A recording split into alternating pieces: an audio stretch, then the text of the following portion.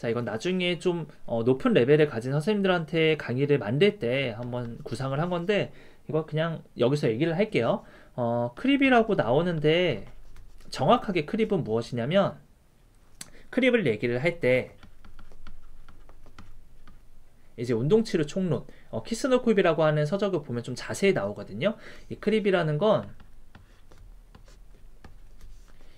이게 조직의 길이, 랭스이고요. 그리고 이건 시간, 타임이에요. 요렇게 되는 걸 크립이라고 해요. 그래서 여기는 이제 수평으로 그냥 직선으로 쭉 수평으로 이어진다는 거고요. 지금 여기 옆에 있는 나무를 보면 이것이 해당이 되죠. 처음에 여기 아침 8시와 저녁 6시, 여기를 제가 아까 전에 1시라고 했죠. 새벽 1시라고 한다면 여기가 1am이고요. 한 요 정도가 8시, 그리고 이제 요 정도가 6pm 으로 돼서 계속 유지가 된다 라고 하는 그림으로 나타낼 수가 있습니다. 여기서 이제 적용되는 힘이 제거가 되면 다시 돌아갈 수 있긴 한데 굉장히 시간이 오래 걸린다 라고 하는 얘기가 나오고요. 그래서 크립으로 우리가 임상에서 어떤 것을 생각을 해야 되는 거냐면,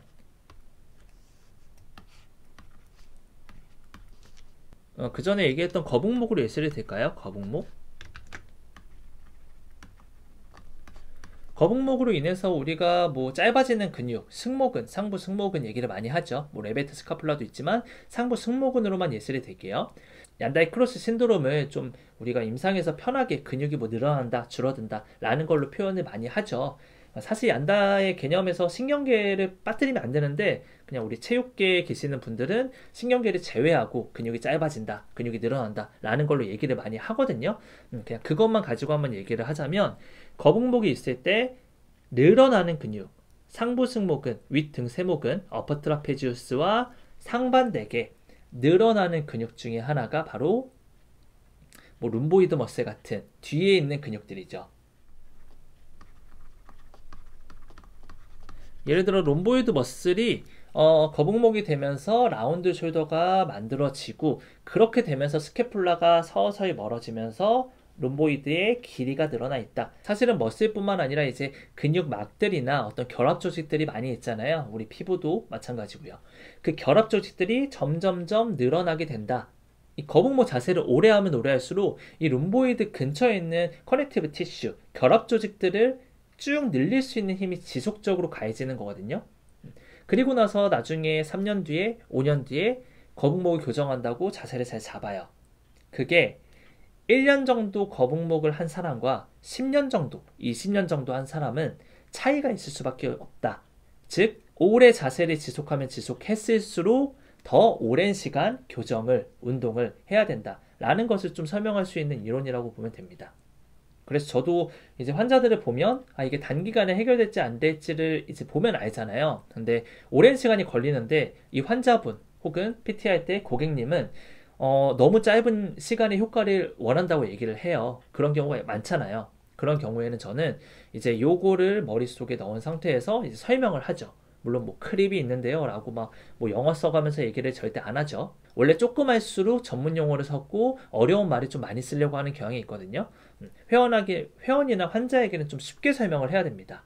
그래서 환자분이 이렇게 오랫동안 자세를 유지했기 때문에 이 늘어난 것을 바로 잡기에는 시간이 너무 짧다, 좀 시간을 많이 들여야 된다 라는 이제 부연 설명을 많이 드려요. 뭐 저도 저 나름의 세일즈 스킬이 있겠죠. 어쨌건 세일즈를 여러분들이 하더라도 환자들에게 니즈를 알리기 위해서 말을 하는 것들이 키네지올로지를 좀 정독하시고 나면 그런 것들에 좀 깊이가 있었으면 좋겠습니다. 사기치듯이 환자나 고객에게 얘기를 하면 마음이 편치 않잖아요. 자, 그래서 이 크립이라는 게 있고요. 키스노쿰에서 또 한 가지 여기서 관련해서 나오는 거는 이제 그 스트레스 이완이라고 하는 이론이 나와요. 스트레스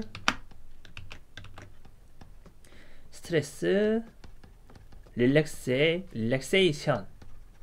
그래서 스트레스 이완이라고 합니다. 스트레스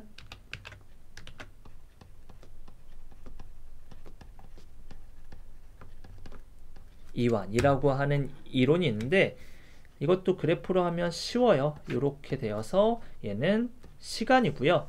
이거는 이제 장력이에요. 텐션. 그러니까 스트레스가 지속되게 되면 텐션은 점차 감소되어서 이렇게 유지가 된다 라고 하는 거거든요. 그러니까 이런 거죠. 여기에 고무줄이 있는데 얘를 잡고 이렇게 쭉 늘려놨어요. 탄성이라면 나중에 시간이 지나고 나서 떼더라도 원형으로 복원이 되는데, 점탄성이라는 거는 얘를 쭉 늘린 상태에서 그대로 유지를 해요. 그러면 점차 여기 안에 있는 이 장력이 상대적으로 적어도 이 길이가 유지가 된다는 거예요. 이 마스크 끈이에요. 저는 코로나 이후에 마스크를 많이 써보니까 얼굴이 좀 큰 것 같더라고요. 그래서 마스크를 처음에 쓰면 좀 귀가 당기는 마스크들이 있어요. 이 신축성이 좀 적으면 저는 이 귀땡이가 떨어질 것처럼 좀 신축성이 너무 많이 느껴지거든요. 저 같은 경우는 아침에 처음 새 마스크를 딱 써요. 그리고 나서 점심 먹을 때까지 계속 쓰고 있다면 한 3, 4시간 지난 다음에 마스크를 벗고 점심을 먹겠죠? 점심 먹고 다시 마스크를 끼면 편해져요. 편해집니다. 이게 바로 크립이죠. 시간이 지나면 지날수록 길이가 늘어난다 라고 하는 거, 지속이 되잖아요. 근데 처음에 아침에 마스크를 쓸 때 제 귀가 마스크 끈을 고정시키고 있겠죠? 그 귀가 고정시키는 요 마스크를 늘리는 힘, 그 힘이 처음 아침에 꼈을 때보다 그 늘어나는 장력이 좀 줄어든 거잖아요. 그게 스트레스가 이완됐다 라고 표현을 할 수 있는 거예요.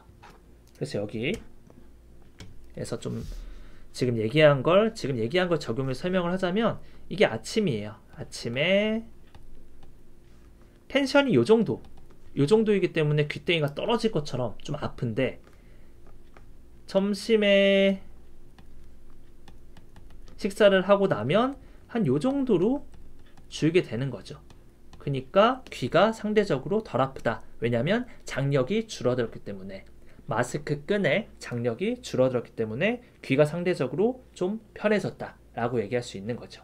자, 이 정도까지 해서 정리를 할 건데, 우리 책에서는 이제 속도에 대해서 얘기가 많이 나와요. 그래서 점탄성을 가진 인체가 점탄성을 가져서 장점이 뭐냐면, 속도가 빨리 증가할 때 우리 연부 조직들이나 조직들이 다칠 수가 있는데, 그것들을 조금 더 점탄성을 이용해서 보호를 할 수 있게 된다 라고 얘기를 하거든요. 그래서 15페이지의 오른쪽 전체 단락을 보면 위에서 두 번째 줄, 예를 들어서 뛰고 있는 동안에 압박의 속도가 증가함에 따라서 무릎에 있는 관절 연골은 더 뻣뻣해진다. 관절에 작용하는 힘이 커지면 커질수록 증가된 뻣뻣함, 스티프니스에 의해 관절 연골 밑에 놓여져 있는 뼈에 대한 보호는 더 커진다 라고 나와 있죠. 그래서 점탄성으로 인해서 이렇게 좀 분석을 할 수 있는 것도 있고요. 제가 개인적으로 생각을 했을 때는 이 의미보다 어떤 체형 교정이나 어떤 통증에 대한 환자, 고객을 관리하는 직업군에서는 특히 스트레스 이완 같은 것들을 이용해서 우리가 치료에 적용할 때 좀 이론 베이스로 잡아야 된다고 생각을 해요. 여기서 여러분들이 이걸 가지고 여러분들이 실제로 스트레칭, 짧아진 근육 스트레칭을 하는 기전이 될 수 있는 거예요. 아까 이 거북목 얘기했잖아요. 좀 길어지는데 여기까지만 얘기를 좀 할게요. 똑같이 거북목 가지고 올게요. 거북목 가지고 얘기를 하면, 이 거북목, 이 룸보이드 머슬은 길어지는 거라고 했잖아요. 랭트닝이라고 할게요. 랭트닝 되는 거고요. 그리고 짧아지는 거 팩토럴리스 메이저라고 합시다. 팩토럴리스 머슬들. 이 팩토럴리스 머슬들 늘려야 될 거 아니에요. 짧아져 있으니까. 이 팩토럴리스 근육을 늘리면 효과가 있어요? 라고 고객이 물어보면 뭐라고 할 거예요? 효과 있습니다. 해보니까 되더라고요. 물론 뭐 설득력이 있을 수 있죠. 그렇지만 전문적인 지식을 가지고 여러분들이 키네지올로지를 머릿속에 넣었다면 팩토럴리스 메이저 머슬 늘리면 늘어나요. 근데 고객님, 하루에 뭐 한 번, 일주일에 3, 4번 정도 하신다고 늘어나는 거 아닙니다. 스트레스 이완이라고 하는 이 그래프를 머릿속에 넣어서 팩토럴리스 가슴 근육 스트레칭 매일매일 꾸준히 해주셔야 돼요. 시간이 길면 길수록 좋고요. 시간이 긴 게 점점 누적되면 누적될수록 짧아진 고객님의 가슴 근육이 점점점 늘어날 수가 있습니다. 라고 얘기를 할 수 있어야 돼요. 물론 시간을 얼마나 늘려야 되는지 또 여러분들이 책에서 레퍼런스를 찾아야겠죠. 그래서 이런 기초적인 이런 기초적인 이론들을 다 모아서 논문들에서 얘기를 하는 거죠. 보통 15초에서 20초 정도 스트레칭을 해라. 왜냐하면 그 이상으로 하게 되면 어떤 신경계의 보호작용들 혹은 결합 조직들이 손상될 수 있는 염려 이런 것들이 발동될 수 있어서 15초에서 20초간 스트레칭을 해라. 한 번을 할 땐 그 정도 시간을 하고 반복을 해라 라고 얘기를 하는 거죠. 자, 또 이런 것들 가지고 실무에 적용하는 것들도 한번 제가 강의를 구성해서 한번 기획을 해보도록 하겠습니다. 자, 꽤 길게 얘기를 했습니다. 그쵸. 굉장히 길었죠. 자, 굉장히 길게 얘기를 했는데 중요한 거 정리 한번 해볼게요. 탄성과 점성. 탄성은 고체, 점성은 액체인데 우리 몸은 점탄성이라고 하는 탄성과 점성이 합쳐진 특성을 갖는다. 점탄성은 특히 탄성과 비교되는 특성이 있는데 탄성은 시간에 의존하지 않는다. 즉 바로 변형되었다가 바로 띠용하고 복원이 된다 라고 하는 게 탄성이고요.